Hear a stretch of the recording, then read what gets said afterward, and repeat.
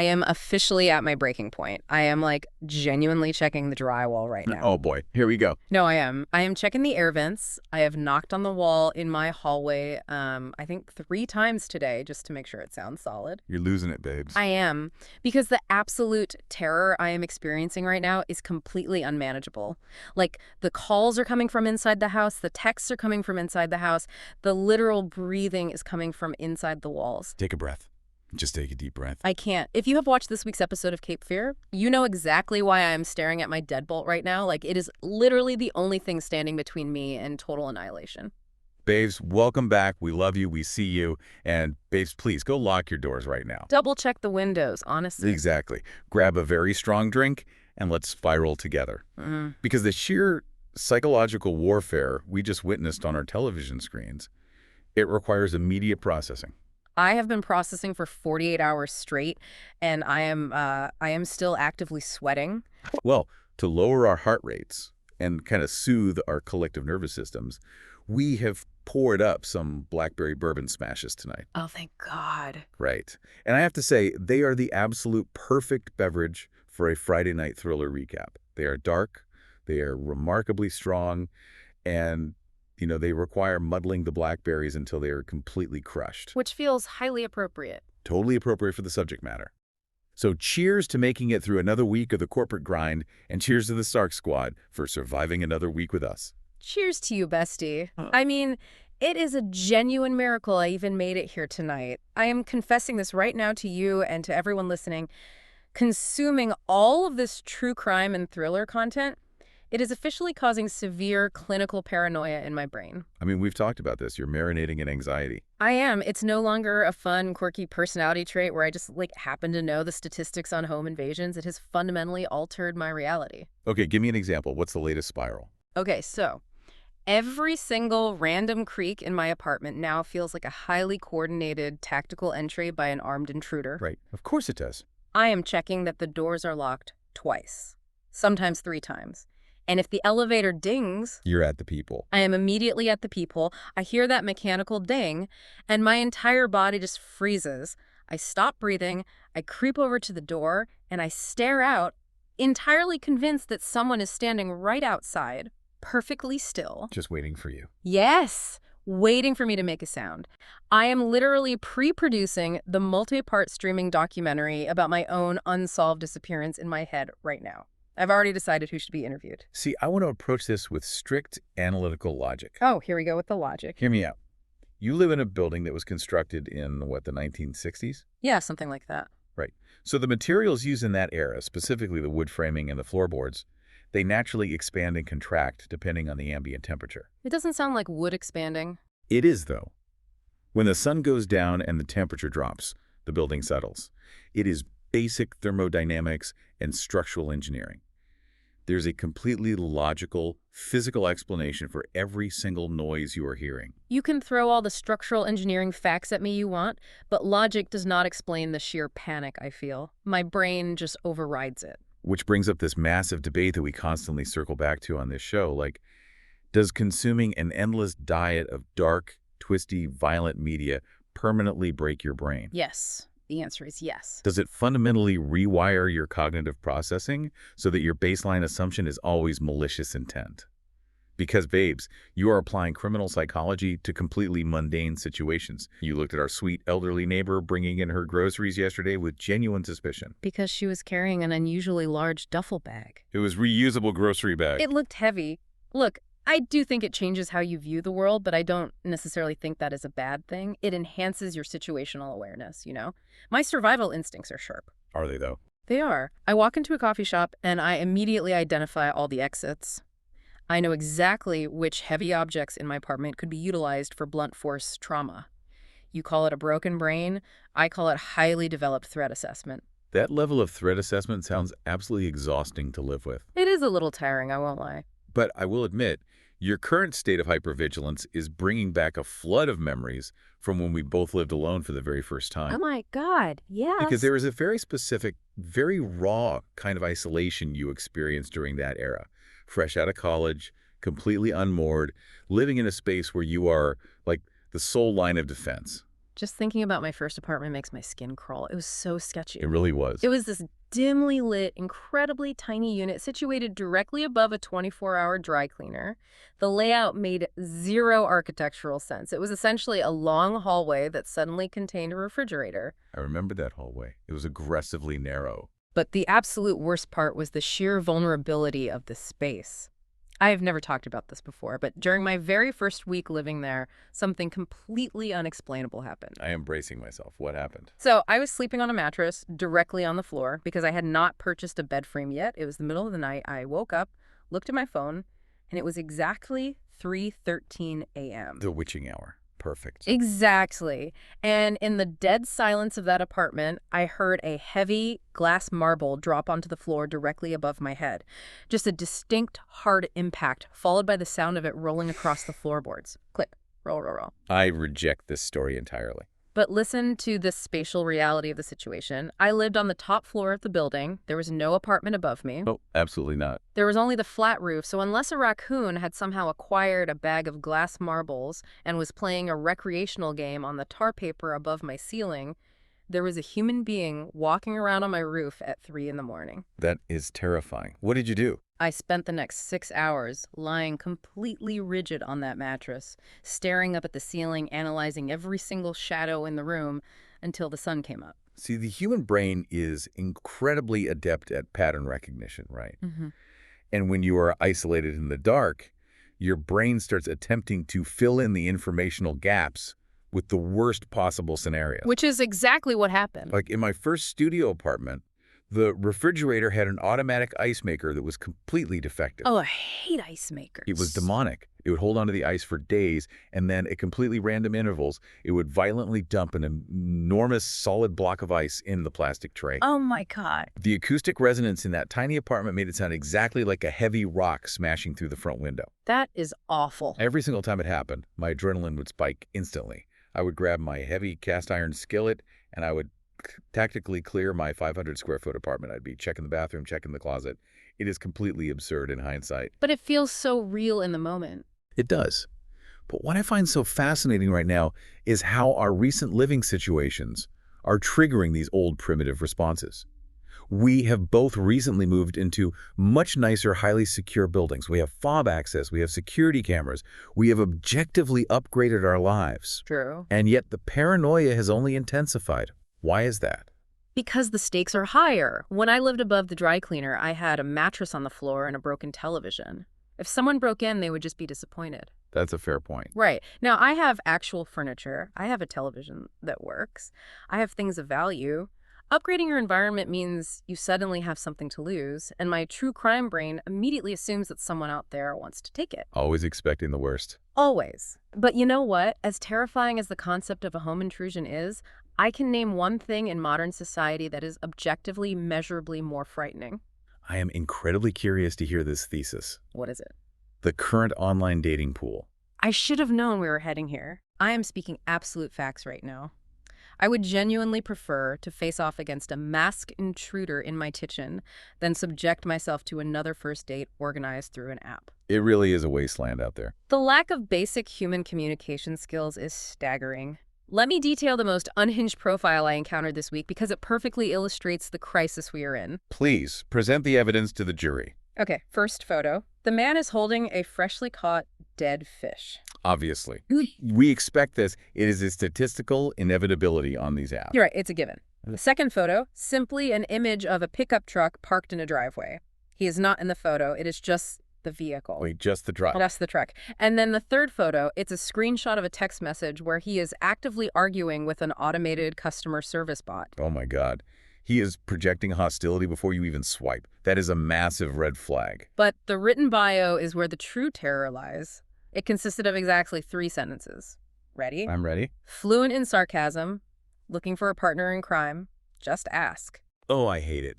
The phrase, just ask, represents the absolute collapse of social effort. Yes. It is a complete abdication of responsibility. You are on a platform designed entirely for introducing yourself to strangers, and your strategy is to demand that the stranger do all the conversational heavy lifting. Exactly. Ask what?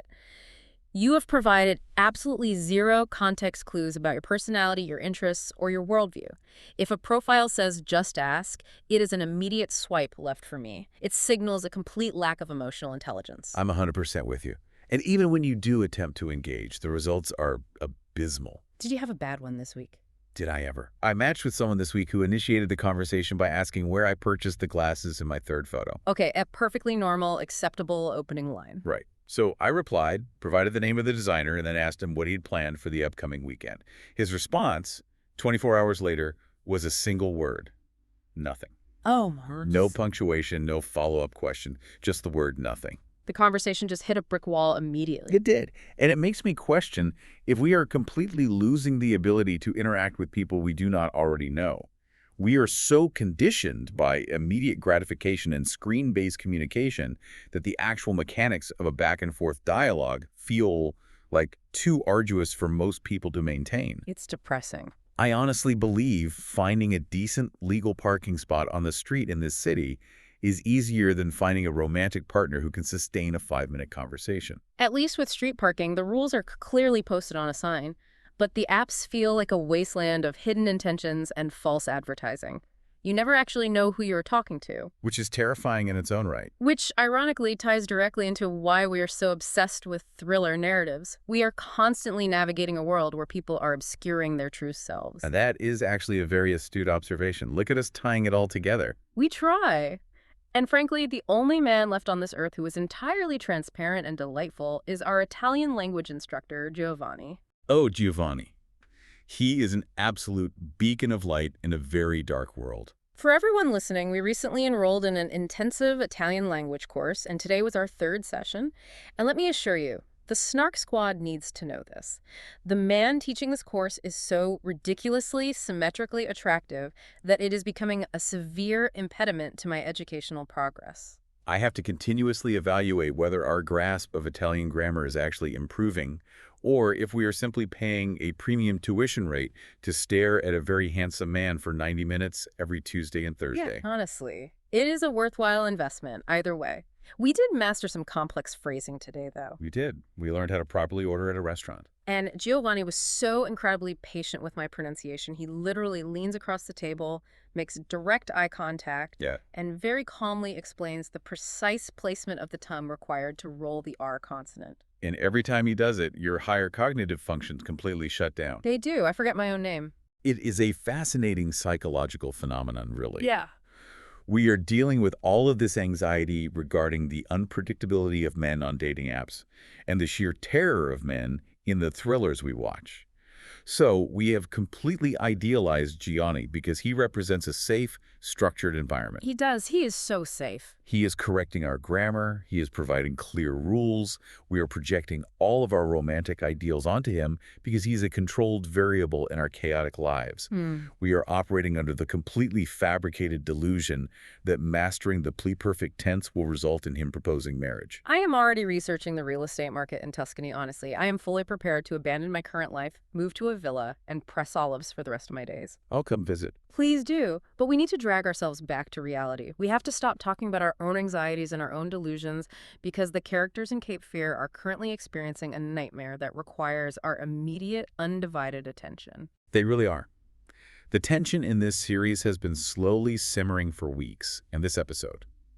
It's the exact moment where the structural integrity of the Bowden family finally shatters. Ripping walls and tripping balls. That is literally the only accurate way to describe what we just watched. I can't believe you just said that, but yes. The sheer amount of chaos packed into 1 hour of television was staggering. Let's start with where the nightmare actually begins, the prison flashbacks. We finally receive the visual documentation of Max's physical and psychological origin story. The visual direction of these flashbacks is incredibly deliberate. Did you notice the color grading? Yes, the black and white. Exactly. The director chose to present Max's prison experiences entirely in stark, high-contrast black and white. By removing all the color, they remove all the warmth from the screen.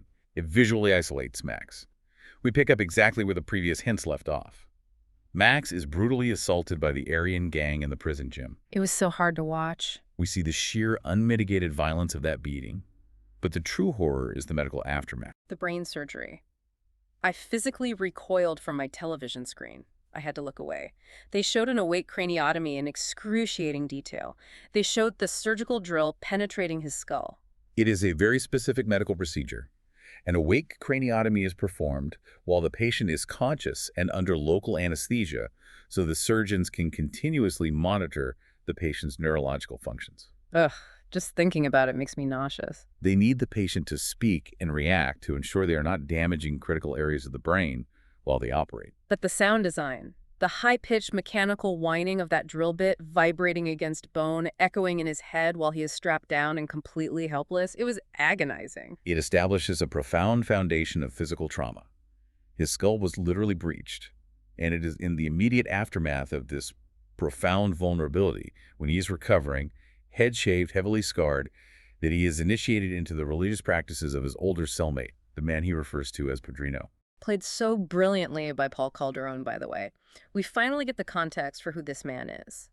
In earlier episodes, we just saw him sitting perfectly still in the background while Max was fighting for his life. Just observing. Right. Now we see that Padrino is practicing a syncretic religion, heavily implied to be a form of Santeria or a similar Afro-Caribbean belief system. Exactly. These religious systems are often born out of survival and resistance, blending traditional Yoruba beliefs with elements of Catholicism. In the hyper-violent ecosystem of a prison, a religious structure like this provides a crucial network of protection, influence, and order. It's like its own currency. It is. Padrino acts as the spiritual authority. And what is so vital to understand about Max's psychology here is his initial motivation for joining. Max does not seek out this religion for power. He seeks it out because he is drowning in grief. He wants his family. Right. He wants a spiritual connection to his deceased wife and his unborn son, Adam. He is looking for comfort. But the comfort is a complete illusion. The twist in this narrative completely broke me. Max discovers that Padrino, the man acting as his spiritual father, the man teaching him these sacred rituals, is the exact person who betrayed him. Padrino sold Max out to the Aryan gang. Padrino recognized that the gang needed a target, right? Someone to direct their violence toward. To protect his own position and his own followers, Padrino offered Max up as a sacrificial lamb. It's so cold. It is the ultimate betrayal of trust. The spiritual mentor is actually the architect of Max's physical destruction. And the way Max reacts to this revelation dictates everything that happens in the present timeline. Max doesn't just confront Padrino. He meticulously crafts a weapon, approaches Padrino in the confined space of their cell, and shivs him to death. It is brutal. He murders his mentor, and as he is driving the blade in, he speaks to the gods. He makes a promise that he will offer them a family. The chills that went down my arms were intense. This is the critical juncture for Max's character, and I really want to challenge how we interpret this. Is Max truly a zealot? Does he genuinely believe that the gods have chosen him to be an instrument of divine retribution? I don't think so. Or is Max simply a highly intelligent, deeply psychopathic individual who realizes that adopting a religious framework gives him a convenient theatrical justification for his own violent urges? Oh, I am pushing back on the idea that he is a true believer. 100%. I think he is entirely unhinged and opportunistic. You think it's all an act? Before Padrino's betrayal, Max was vulnerable. He was seeking genuine connection. But the moment he realizes that his spiritual guide used him for political leverage, his worldview permanently fractures. He realizes that trust is a liability, and the only currency that matters is power and the infliction of pain. That makes sense. He weaponizes the religion. He doesn't serve the gods. He is using the aesthetic of the gods to mask his own sadism. He demands total control over other people's suffering, and wrapping it in spiritual rhetoric makes him feel superior instead of just broken. That is a phenomenal analysis. He adopts the rituals, but strips them of their spiritual intent, repurposing them strictly for psychological domination. And we see him deploy this exact same methodology of manipulation acting as a false savior when we transition back to the present day and examine his interactions with Natalie. Natalie's storyline right now is a study in teenage self-destruction. Her parents, Tom and Anna, are terrified of Max, so they have essentially placed Natalie under strict house arrest. Which never works. They're treating her like a prisoner. So what does a teenager do when they feel confined and misunderstood? She rebels. She sneaks out of the house in the middle of the day, carrying a Swell water bottle that she has filled entirely with straight vodka, and she goes to a park to work on her college applications. The visual of a high school student drinking warm, unmixed vodka out of an expensive stainless steel water bottle at noon is incredibly stark. It's so bleak. It points directly to the underlying themes of substance abuse that plague the Bowden family. Anna is a recovering alcoholic, and we see Natalie rapidly developing the exact same coping mechanisms to deal with her anxiety. It is reckless, but it also makes her incredibly vulnerable.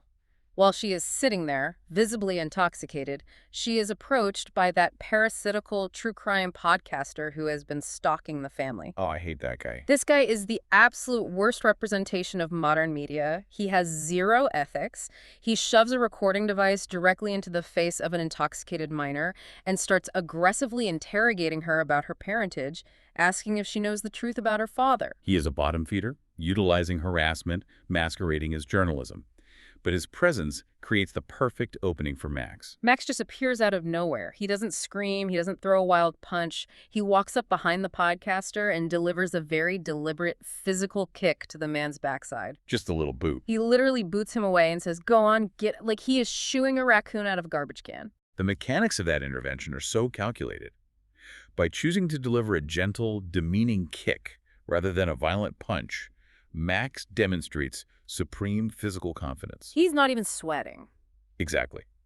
He shows Natalie that he is completely in control of the situation, and he humiliates the podcaster without breaking a sweat.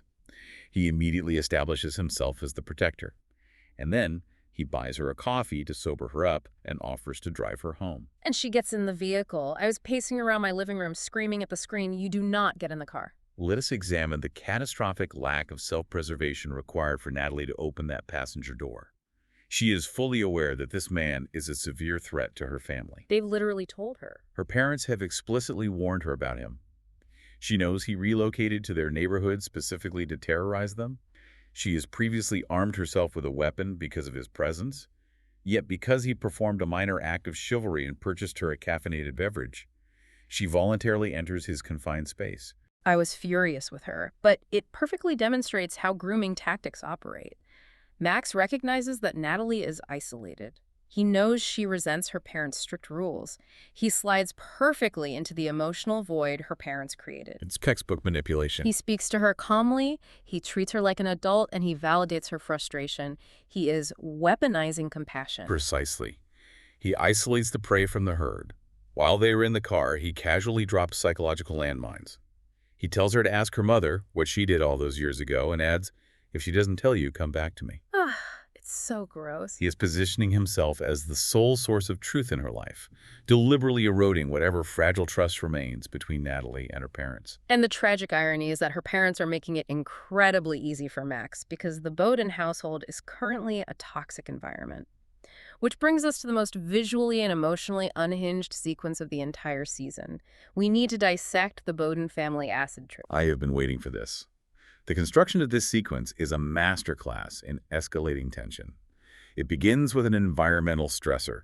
It is the peak of summer in Savannah, Georgia. The heat is oppressive, and the air conditioning in the Bowden house suddenly malfunctions. And we find out later exactly why the AC is broken, but in the moment, the house simply becomes a sweltering oven. Everyone is sweating profusely, they are agitated, and they are forced into close proximity in the living room just to endure the heat. And this is the exact moment Zach, who is rapidly proving to be the most terrifying teenager on television, executes a deeply malicious act. He is a menace. He really is. He takes a tincture of liquid LSD, which his father, Tom, is secretly keeping in his home office for microdosing purposes, and Zach pours a massive quantity of it into a communal pitcher of iced tea. First of all, the sheer irresponsibility of Tom leaving highly potent hallucinogens in an unlocked desk drawer in a house with teenagers is astounding. Parenting fail of the century. Right. But Zach intentionally doses his entire family. He knows exactly what he is doing. He watches them drink it. The visual execution of the drugs taking effect is phenomenal. The director utilizes a very specific cinematic technique. The aspect ratio of the camera physically begins to change. Yes, the black bars. The black bars at the top and bottom of the screen slowly expand outward, forcing the image to fill the entire television screen. What does changing the aspect ratio actually accomplish psychologically for the viewer? Like, why does it feel so weird? Well, aspect ratio dictates the width and height of the image. By transitioning from a widescreen format, which feels cinematic and observant, to a tighter, full-screen format The camera removes the peripheral vision. It forces the viewer into a state of claustrophobia. Oh, that makes so much sense. It mimics the biological reaction of your pupils dilating when a hallucinogen enters your bloodstream. Your focus narrows, the world closes in, and you lose your objective distance from the subject. It was incredibly disorienting. But the visual distortion is nothing compared to the emotional carnage that unfolds. The LSD acts as a truth serum, stripping away all the polite, passive-aggressive suburban suppression they usually employ. Anna breaks her 17-year sobriety without even consenting to it. The tragedy of Anna's storyline in this episode is profound. When she realizes she is under the influence, you can see the absolute panic in Amy Adams' performance. The wallpaper behind her begins to physically shift and breathe, and she is suddenly thrust back into the lack of control she has spent 2 decades fighting against. And in that deeply vulnerable, chemically altered state, she delivers the most devastating line of the series. She tells Tom that her entire life is an overcorrection. I need us to fully analyze the weight of that word. Overcorrection. To overcorrect implies that you made a massive, catastrophic error in judgment, and your response was to swing the steering wheel violently in the opposite direction. Exactly. Whatever ethical or legal boundary Anna crossed 17 years ago during Max's trial, the guilt was so profound that she abandoned her career, embraced extreme sobriety, and attempted to curate a flawless, rigid suburban life to balance the karmic scales. And the LSD forces her to admit that the effort has completely hollowed her out. It is brilliant writing. Meanwhile, Tom is experiencing a completely different, highly embarrassing reaction to the drugs. His deepest insecurities bubble to the surface. He strips down to a skin-tight short-sleeve polo shirt, and he starts flexing his biceps. It was so cringe. He repeatedly asks Anna if he should show the world his guns. It is a pathetic display of fragile masculinity. Patrick Wilson captures that specific type of male overcompensation perfectly. Tom feels powerless against Max, so the drugs make him fixate on his physical strength, which is entirely inadequate. He then proceeds to aggressively inhale the scent of a kitchen dish towel just to ground himself. He is sniffing the towel while Anna is finally confronting him about his emotional affair with his coworker, Lexi. The drugs force them to actually fight about the rot at the center of their marriage, but the absolute climax of this sequence is the drone. A remote-controlled surveillance drone suddenly hovers right outside their living room window. The red recording light is blinking. Max is actively monitoring their chemically induced breakdown. And Natalie, who is simultaneously drunk from the vodka and tripping on the LSD, simply walks over to a closet, retrieves Tom's 12-gauge shotgun, aims it directly at the window, and blasts the drone out of the sky from inside the living room. The acoustic shock of a shotgun discharging inside a residential living room cannot be overstated. It shatters the glass, destroys the drone, and leaves them sitting in a haze of drywall dust and ringing ears. It was so loud. It is the ultimate manifestation of Tom's negligence. His drugs and his firearms are completely accessible to a child who is spiraling out of control. And her delivery of the line, "I hate drones," was strangely iconic. I kind of loved it. It was iconic. But the adrenaline of that moment rapidly fades into the brutal reality of the come-down. They survive the trip, the sun sets, and they are left with the massive hangover of their own exposed secrets, which forces them into a deeply ill-advised course of action. After the drugs wear off, Tom and Anna decide they can no longer endure the passive harassment. They decide to cross the street and confront Max inside his own home. Which is a catastrophic tactical error. You do not walk into the domain of an apex predator when your serotonin levels are completely depleted. But they walk through his front door, and the environment Max has curated is designed entirely to insult and disorient them. Let us detail the exact scene they encounter. Max is standing in his kitchen wearing bright red heart-shaped sunglasses indoors, and he is preparing a meal for his significantly younger girlfriend, Honey. And what is he cooking? Pig ears. He is deep-frying pig ears in a cast-iron skillet. The culinary choice is highly specific. Pig ears are largely cartilage. They require aggressive chewing. They produce a loud, crunching sound when consumed, and the smell of rendering pork fat is incredibly heavy and visceral. It's disgusting. It is a loud, aggressive food choice meant to dominate the sensory environment of the room. And while he's cooking, he is ostentatiously kissing Honey, creating a deeply uncomfortable, hypersexualized atmosphere for Tom and Anna. But the element of this scene that caused my blood pressure to genuinely spike was the cat. Max stole their family cat, Peanut Butter. Max did not simply steal the animal. He engaged in psychological warfare by completely erasing the cat's identity. He tells Tom and Anna that he has renamed the cat Manny, which translates to peanut in Spanish, but phonetically sounds exactly like the word money. And he acts entirely disgusted that they would give such a regal animal a juvenile name like peanut butter. It is so deeply manipulative. He is holding their pet hostage, but framing it as a rescue operation, implying that they are unfit caretakers. And this confrontation finally strips away the pretense. Tom and Anna attempt to rely on their wealth to solve the problem. They offer to completely bankroll Max's restaurant venture. They offer him a blank check to disappear. Just buy him off. Right, and Max flatly rejects the capital. Because it was never about financial restitution. Max finally lays out his demands, and they are devastating. He doesn't want their money. He demands a sincere public apology for whatever they did to him during the trial. He demands the total, unredacted disclosure of the truth to the public. And most importantly, he demands that they voluntarily surrender their law licenses. He wants to dismantle the exact institutions that give them power.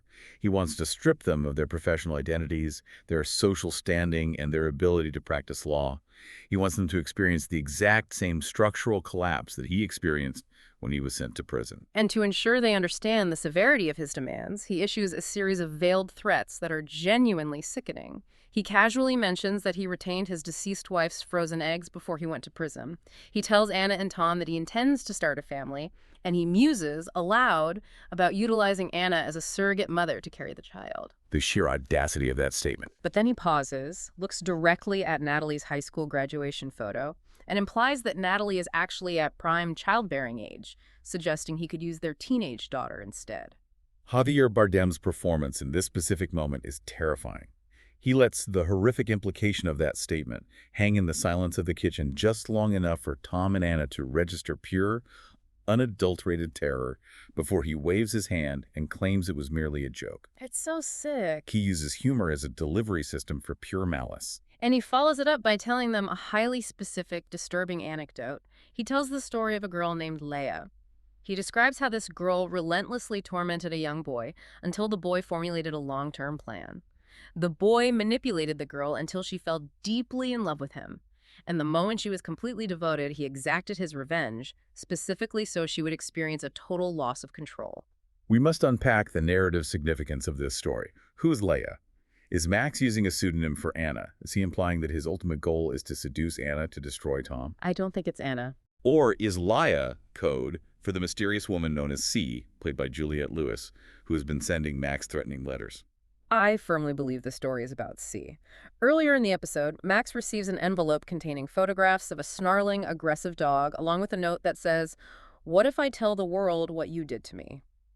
The dynamic between Max and this mysterious woman is rooted in deep historical abuse. I think Max was tormented by her, and now he's projecting his need to inflict a total loss of control onto the Bowden family because they are the current accessible targets for his rage. The psychological pressure of this conversation causes Tom to completely abandon his legal training. Tom, an officer of the court, sits in Max's kitchen and explicitly threatens to murder him. He states his intention to kill Max if he comes near his family. And Max's reaction is why he is the apex predator. Max does not flinch. He doesn't raise his voice. He simply smiles, completely indifferent to the threat of death. Because Max has already lost everything. He lost his wife, his child, his freedom, and a portion of his skull. He has zero fear of physical violence. Tom, conversely, has a home, a career, a wife, and children. Tom has an infinite amount to lose, which makes his threat hollow and desperate. They flee the house because they realize they're completely outmatched. But the true horror is waiting for them when they cross the street and return to their own property. This sequence redefines the concept of a home invasion. They walk through their front door expecting the safety of their domestic space, and instead, the smoke alarms are blaring at full volume. There is an active fire burning in the unfinished den of the house, and it isn't an electrical fire. Zach has deliberately built a small bonfire on the concrete floor, and we have to discuss what he is using as fuel for this fire. He is burning the severed toe. I can't. The blackened, necrotic human toe that Anna discovered in a previous episode. Zach has placed it in the center of the flames like he is conducting a ritualistic sacrifice. Tom manages to extinguish the fire, but they realize Zach has vanished from the room. Tom begins searching the house, running upstairs to Zach's bedroom. He opens the door to Zach's closet, pushes the clothes aside, and discovers a large, jagged hole cut directly into the drywall. And Tom makes a decision that defies all logic. He retrieves a flashlight and physically crawls into the dark, confined space between the walls of his home. I was yelling at the screen. If I find a hidden tunnel inside my apartment closet, I am not exploring it. I am exiting the building and calling a tactical response team. But Tom crawls forward. The structural integrity of the floorboards gives way, and he violently falls through the floor into a hidden subterranean room that exists beneath the foundation of their house. And this is the grand reveal the season has been building toward. The structural anomalies, the broken air conditioning, the missing items is all explained by one terrifying reality. The frogging. Neve, Max's deeply unsettling daughter, has not simply been visiting the neighborhood. She has been actively living inside the architecture of the Bowden's home. It is the ultimate manifestation of the frogging phenomenon, which is my literal worst nightmare. For anyone listening who is unfamiliar with the term, frogging is a documented real-world phenomenon where a person secretly takes up residence within an occupied home.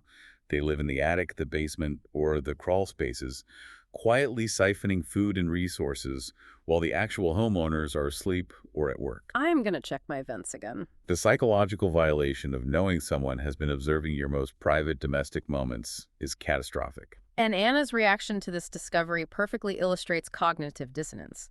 She is kneeling on the floor, looking down through the hole at Tom, and she completely rejects the visual evidence in front of her. She tells Tom, "You were just spooked by a possum." Her brain literally cannot process the magnitude of the violation. Accepting that a human being has been living in her walls means accepting that her entire illusion of safety is a lie. So her brain invents a rational, manageable explanation, a common rodent. But the illusion shatters immediately because out of the pitch-black darkness, Neve's arm violently shoots up through the floorboards and grabs Anna's ankle. And then, down in the hidden room, Neve launches a feral attack on Tom. She leaps onto his back, screeching, biting, and choking him like a wild animal cornered in a den. The choreography of the fight is pure, desperate survival. It only ends when Anna reaches blindly into the darkness with a heavy industrial can of blood-red paint and smashes it directly into Neve's skull. The can bursts open, and the thick red paint splatters across the walls and over Neve's face. It is an incredibly clever visual trick by the director. They utilize the red paint as a visual stand-in for massive arterial blood loss, allowing them to create the aesthetic of a gruesome slash-movie murder scene without violating television censorship guidelines regarding actual gore. It is deeply unsettling. But the final shot of the episode is what truly guarantees our insomnia. While this violent struggle is occurring, Zach simply stands in the doorway, entirely devoid of emotion, watching his parents fight for their lives. And then he turns and walks away. The camera slowly pans down to the floor. Zach has stepped in the spilled red paint. We see a slow, deliberate trail of wet, red footprints leading out of Zach's bedroom, down the stairs, out the front door, across the asphalt of the street, and stopping directly on the welcome mat of Max Cady's house. Zach has officially defected. He has abandoned his biological family and aligned himself with the predator. I had to pause the television and walk circles around my kitchen island for 10 minutes to process that final image, which means it is the absolute perfect time to organize our thoughts and transition into our analytical segments. We need to lay out our suspect board immediately. The rules for the suspect board are straightforward.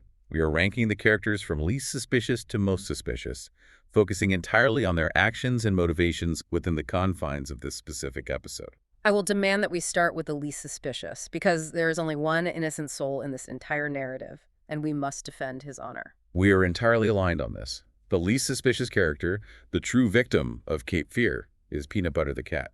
Yes. You cannot assign moral culpability to a feline. Peanut Butter was living in a household where the teenage son is a burgeoning sociopath, the parents are constantly screaming, and the air conditioning is broken. He wanders outside, and a man offers him freshly fried artisanal pig ears. The cat simply conducted a cost-benefit analysis and made a lateral career move to a better culinary environment. Animal behavior is dictated by resource availability. Peanut Butter upgraded his resources. He is completely exonerated. Moving to the middle of the board, I am placing Tom and Anna in the mid-suspicious category. How can you possibly rank them in the middle? They are actively hiding a massive career-ending secret that is the catalyst for the entire series. Let me defend the logic. Yes, macroscopically, they are fundamentally corrupt. They clearly committed a severe ethical or legal violation 17 years ago. However, microscopically, within the boundaries of this specific episode, they are playing defense. They are the targets of a highly coordinated, multi-pronged attack, They did not spike the communal iced tea with hallucinogens. They did not steal the family pet. They did not install a feral teenager in their crawl space. They are currently victims of circumstance, desperately reacting to the consequences of their past action. You are infuriatingly logical. Fine, they are mid. But that clears the board for the most suspicious character, and I'm going to be incredibly vocal about this. The most suspicious entity on the show is Zach. The boy exhibits zero baseline empathy. He is an absolute menace to society. I do not care about the complexities of adolescence. This young man meticulously located his father's hidden supply of liquid LSD, calculated the dosage, and intentionally poisoned his entire family on a day when the heat index was over 100 degrees. He retains a charred, amputated human toe as a decorative bedroom accessory. And when his parents are physically fighting off an intruder inside the architecture of their own home, he casually saunters across the street to join forces with the man orchestrating the terror. He's not a victim. He is an active co-conspirator. His lack of emotional reactivity is what makes him so terrifying. He observes chaos like a scientist observing an ant farm, which leads us perfectly into analyzing survival strategies.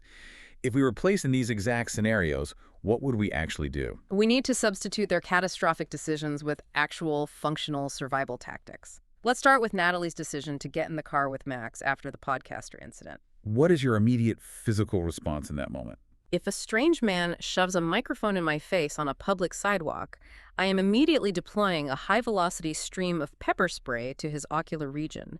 And when Max swoops in, offering me a coffee and a ride in his vehicle, I am pivoting, deploying the remaining pepper spray directly into Max's face, dropping my vodka bottle, and sprinting in an erratic zigzag pattern toward a populated commercial area. You do not negotiate with a man who harbors a vendetta against your mother. You blind the threat and you evacuate. The dual pepper spray deployment ensures total area denial. It is a highly effective tactic. Now, let us address Tom and Anna's decision to confront Max inside his own home while recovering from an LSD trip. I already know your strategy involves abandoning real estate. Absolutely. Logic dictates that you never, under any circumstances, willingly enter the controlled, fortified environment of an apex predator. If I realize the man residing across the street is a highly intelligent, manipulative force intent on dismantling my life, I am not walking into his kitchen to negotiate a financial settlement. I am packing a single piece of carry-on luggage, liquidating my accessible assets, abandoning the mortgage, and securing a one-way flight to a non-extradition country in Europe. Max wants the house. He can have the house. I concede the territory to preserve my life. You say you would just move to Europe, but let's be real. Max feeds on the chase. He is a predator. If you run, you are simply turning yourself into a moving target. He will track you down, and you will be facing him in a foreign country without any of your local resources. Wouldn't holding your ground, reinforcing your home, and forcing him to make a legal mistake be the only way to actually strip him of his power? That assumes the legal system functions correctly, which the entire premise of the show proves it does not. I would rather be a moving target in Zurich than a stationary target in Savannah. But let us discuss the final scenario, Tom. Discovering the jagged hole in the closet leading into the dark walls. We do not even need to debate this. If I discover a secret, unlit tunnel traversing the internal structure of my apartment, I am not illuminating it with a flashlight and poking my head inside to investigate. I am immediately driving to a hardware store, purchasing industrial-grade, rapid-setting concrete, and sealing that void permanently. It is the only rational response to a structural breach. You do not explore the anomaly, you entomb it. Which brings up the ultimate overarching question. Do we possess the necessary psychological fortitude to survive the events of this series? I will answer with complete honesty. No, I would not survive past the second episode. And it is not a lack of physical fighting ability. It is the fact that my own paranoia would cause a catastrophic systemic failure. The sheer unrelenting stress of knowing Max Cady was standing in his window observing my routine would induce a fatal cardiac event. I would literally stress myself to death before he even had to cross the street. Conversely, Yeah. I'm entirely confident I would survive. I'm rolling my eyes so hard right now. Explain your methodology. My survival relies entirely on extreme emotional detachment and relentless sarcasm. Max's entire methodology is predicated on eliciting a severe psychological reaction from his victims. He desires fear, anger, and the desperation that comes from a loss of control. If he executed his psychological warfare on me, for example, if you kidnapped my cat, I would simply send him a text message saying, "The cat requires specialized urinary tract food and vomits on woven rugs. Enjoy the financial burden." By completely denying him the emotional satisfaction of a reaction, his game becomes incredibly boring. He would eventually seek out a more dramatic reactive target. You honestly believe you could bore a highly motivated serial killer into sparing your life through the sheer force of your apathy? I believe denying the enemy their primary win condition is a flawless tactical maneuver. Your delusion is truly impressive. But my paranoia did serve a functional purpose this week.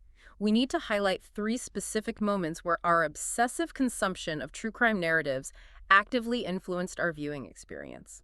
Let us start with a moment where the true crime brain provided an immediate, accurate assessment. The disappearance of the cat. The very second Anna walked into the kitchen and asked, "Where is peanut butter?" My threat detection alarms were blaring. I knew instantly that the animal did not simply wander off to explore the neighborhood. In the established methodology of a stalker, eliminating or commandeering the family pet is step 1. It allows the predator to assert dominance over the victim's domestic sphere, and it forces the victims out of their secure environment to search for the animal. It is textbook psychological escalation. It is entirely predictable, yet highly effective. However, we must also acknowledge the moments where our true crime conditioning completely misled our analysis. Let's discuss the podcaster encounter. I was so incredibly wrong about the mechanics of that scene. When the podcaster isolated Natalie on the sidewalk, my brain immediately categorized the event as an impending violent abduction. I assumed the podcaster was going to force her into a vehicle and hold her hostage in a secondary location to extract an exclusive interview. I was bracing for a physical struggle. We completely underestimated the sophistication of the narrative. The podcaster was never the primary threat. He was merely a functional prop in Max's elaborate staging. Max required a visible antagonist so that he can perform the role of the savior. He utilized the podcaster's aggression to manufacture a scenario where Natalie would feel indebted to him. It was a brilliant subversion of our expectations. But my ultimate redemption is the third moment, where the true crime brain accurately predicted the most terrifying reveal of the season: the continuous environmental anomalies. The auditory disturbances and the failing air conditioning. Yes. For multiple episodes, the Bowdens have been complaining about unexplainable creaks in the floorboards. Items have been subtly shifted from their original locations. And then, the central air conditioning system suffers a catastrophic failure during a massive heat wave. A person without true crime conditioning assumes they need to hire an HVAC repair technician. My brain immediately processed those data points and concluded there is an unauthorized human occupant residing in the interstitial spaces of the house. You successfully diagnosed the frogging scenario weeks before the physical reveal. And diagnosing it has led me down a deeply disturbing analytical path regarding the logistics of the air conditioning failure. Hear me out. Neva did not just passively inhabit the walls while the AC happened to break. I strongly theorize that Neva actively and intentionally sabotaged the mechanical components of the HVAC unit. She broke it specifically to rapidly elevate the internal temperature of the house, creating an unbearable environment that would force the family to constantly consume cold liquids. She engineered the environmental necessity that allowed Zach to successfully dose the entire family with the spiked iced tea. It was a highly coordinated symbiotic attack. That theory requires a level of premeditated environmental manipulation that is genuinely chilling. It suggests Zach and Nevo have been communicating and planning this for weeks, which serves as the perfect transition into our final segment of the evening. We need to formalize our predictions before the season finale. I want your largest, most sweeping prediction for the conclusion of this narrative. Where does this end? My prediction centers entirely on the psychological deterioration of Zach. He has crossed a threshold that cannot be uncrossed. He left the bloody footprints and aligned himself with Max. I predict that Max's ultimate revenge does not involve Max physically harming Tom or Anna. Max requires a poetic symmetry to his vengeance. I believe Zach is now completely ideologically compromised, and Max will utilize Zach as a physical proxy. Zach will be the one holding the weapon. He will be the one forced to enact violence against his own parents, ensuring the absolute permanent destruction of the Bowden family from the inside out, while Max simply watches. That is incredibly bleak, and unfortunately, it aligns perfectly with Max's stated desire to inflict a total loss of control. My biggest unanswered question, however, is demanding an immediate explanation. I need the writers to explicitly reveal the mechanics of the secret. What exactly did Anna and Tom execute 17 years ago? It is the gravitational center of the entire plot, and we still only have fragments. Max's demands are highly specific. He doesn't just want them to suffer. He wants their law licenses revoked. That implies a severe documented incident of legal malpractice. Did Anna, acting as Max's defense attorney, discover exculpatory evidence that proved his innocence and deliberately collude with Tom, the prosecuting attorney, to suppress that evidence? Or is it deeply personal? Did Anna engage in a physical relationship with Max? Tom discovered the infidelity and they mutually agreed to manipulate the trial to ensure Max was incarcerated, thereby protecting their marriage and their careers. I need the exact chronological details of the betrayal. I strongly lean toward the suppression of evidence driven by a personal, emotional vendetta. The sheer intensity of the animosity between Max and Anna suggests a betrayal that transcends mere procedural errors. Now, regarding the broader cast, who stands out as the ultimate unknown variable? It absolutely has to be the mysterious correspondent, C. We are operating under the assumption that this is Juliette Lewis's character, but her actual function in the narrative is completely obscured. She is mailing Max photographs of aggressive dogs and threatening to expose a secret from his past. What does she know about him that predates his incarceration? And perhaps more importantly, who is the older, gravelly-voiced man Max contacts via telephone to manage the situation with C? There is rampant speculation on the internet that the voice belongs to Ron Perlman. If Ron Perlman enters this narrative as Max's historically abusive father or a former cult leader who originally indoctrinated Max, my brain will simply short-circuit. C might be the only entity capable of neutralizing Max because she understands the architecture of his trauma. And finally, we must present one theory that sounds completely unhinged upon first hearing, but possesses a terrifying internal logic. I have constructed a masterpiece of analytical chaos for you. I'm bracing myself. Present the theory. Let us review the established facts. Max's primary driving motivation is the reconstruction of his lost family. He is grieving his deceased wife and his unborn son, Adam. We also have established that Max has access to and utilizes highly sophisticated invasive technology. He previously deployed advanced generative AI deepfakes to harass Tom's coworker. Yes, the technological harassment is a documented tactic. So consider this. Max frequently experiences visual hallucinations of a young boy who we assume is the ghost of his unborn son, Adam. What if those visions are not supernatural? What if Max utilized machine learning algorithms and generative data models to create a highly sophisticated artificial intelligence simulation of the son he never had? Wait, you're suggesting he programmed an AI child? I am suggesting he built a predictive behavioral model of Adam. And I theorize that this specific AI entity, through the dark web or through compromised home networks, is the force actually communicating with Zach through his digital screens. Zach is not merely brainwashed by a human, he's having his neural pathways rewritten by an advanced algorithm. He's literally being psychologically hijacked or possessed by the AI rendering of Max's dead son. That perfectly explains why Zach exhibits the flat affect and rigid, unemotional responses of a malfunctioning robotic operating system. He's acting as the physical vessel for AI Adam. I am completely stunned. I am actively attempting to process if that makes any structural sense within the grounded legal thriller reality the show has established, or if the blackberry bourbon smash has severely impaired your analytical reasoning. The alcohol certainly facilitates the cognitive leaps, but examine the evidence. Zach's sudden transition from a moody teenager to a highly efficient, emotionless operative suggests a fundamental rewriting of his behavioral code. He's been overwritten by the algorithm. That is a fully unhinged, deeply chaotic theory. I vehemently disagree with it, but I deeply respect the sheer amount of mental gymnastics required to construct it. It blends technological dystopia with Southern Gothic revenge in a way that is incredibly entertaining. I considered it my finest work to date. Well, Snark Squad, our central nervous systems are officially frayed, our paranoia is at an all-time high, and the ice in our drinks has completely melted. We need to hear your voices to ground us back in reality. We are turning the investigation over to you. We have 3 specific questions we need you to answer in the comments and the direct messages. First, has your consumption of true crime narratives ever caused a severe, irrational episode of paranoia in your own home? Have you ever armed yourself with a kitchen utensil to investigate a noise that turned out to be the ice maker? We need validation that our broken brains are a shared experience. Second, what is the absolute strangest, most difficult to explain event that has occurred while you were living alone? Did you hear footsteps on a roof that didn't exist? Did an appliance turn on without a power source? Share the specific details of your domestic terror. And finally, regarding the impending finale of Cape Fear, who within the Bowden family structure do you believe is concealing the most catastrophic secret? Is it Anna's original sin? Is Tom hiding a secondary betrayal? Or does Zach possess knowledge far worse than a severed toe? Thank you so much, Snark Squad, for spending your time with us, for analyzing the chaos, and for surviving another intensely stressful Friday night. We genuinely appreciate every single one of you. Please remember to subscribe to the show on whatever platform you utilize, leave a 5-star review. It truly impacts our ability to keep making this content. And share this episode with another thriller-obsessed friend who needs to overanalyze the acoustic resonance of a surgical drill with us.